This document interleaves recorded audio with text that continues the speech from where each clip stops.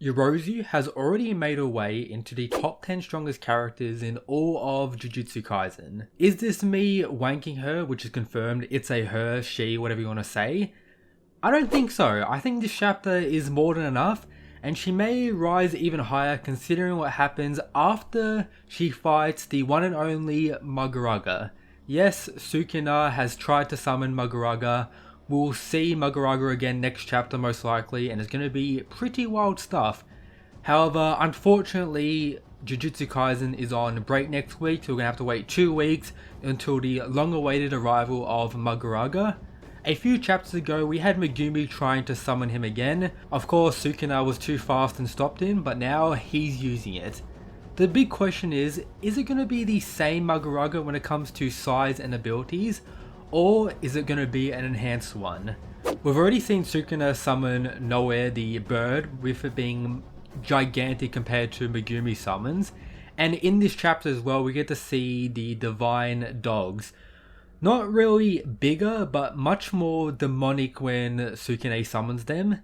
So I am very excited to see Mahoraga. And how is Yorozu going to fight against this potentially amped Mahoraga? And another question is Sukuna actually able to tame it?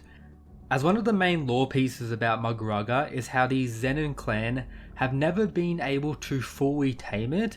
If Sukuna, who isn't part of the Zenin family, just tames it like an absolute beast, as the King of Curses, he most likely will, it's going to be quite wild. However, regarding the content of chapter 217, let's get into it. Subscribe if you're a Jujutsu Kaisen fan, that's what I provide on this channel, Mysterious Chad. Leave a like, I hope you enjoy.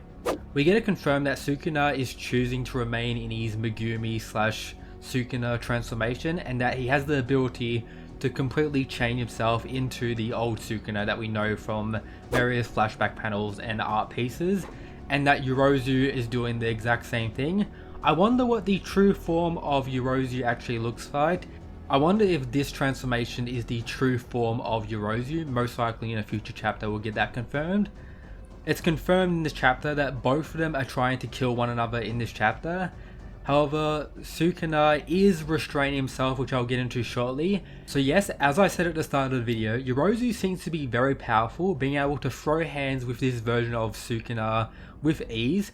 We saw him low diff the likes of Ryo, just way too fast for him, while the likes of Yorozu is able to throw hands and be relative to this version of Sukuna, who yes, isn't at his full power by any means, and isn't using his curse technique due to the following reason. In order to sink Megumi's soul, I have to destroy her. If I kill her by only using his 10 Shadows technique, in a way, that blood will be on his hands. The scar I cave into his soul will be that much deeper. So as we learned in the previous chapter, Megumi is still kinda active within Sukuna and limiting his power. However, Sukuna is thinking if he was to kill the, I guess, sister of Megumi, that would result in Megumi to completely give up, and then Sukuna will be able to unleash, I guess, his full power in his current state. So that's why he's not using his Malevolent Shrine techniques whatsoever, just gonna solely focus on the 10 Shadows. Which, if I'm being honest, is enough for like 99% of the characters in the whole series. We already saw Noe do this to like other strong fighters in the Culling games. Imagine what Mahoraga is about to do, like, shit is very wild, absolute hype. Now we just have to think about what a hypothetical full power Sukuna would be capable of with Megumi's 10 Shadows being added to his overall abilities. We already had Gojo early in the series talking about how the 10 Shadows is what rivals like his own clan, his own abilities, the 6 Eyes, all that type of stuff. Sukuna is already, you know, someone most of the fandom perceive as someone on Gojo's level, at least at full power. Now he has the 10 Shadows Mahoraga on his side. Would Gojo actually be able to beat a Mahoraga and Sukuna using all of his other abilities that we don't even know about? That is something that may not be the case, and I don't know if this theory has been said before, but my theory is that Gojo is going to sacrifice himself when he finally gets unleashed to take out Sukuna, and that will be the end of those two, but we'll have to wait and see. However, coming back to Yorozu once again, she is very confident in her power.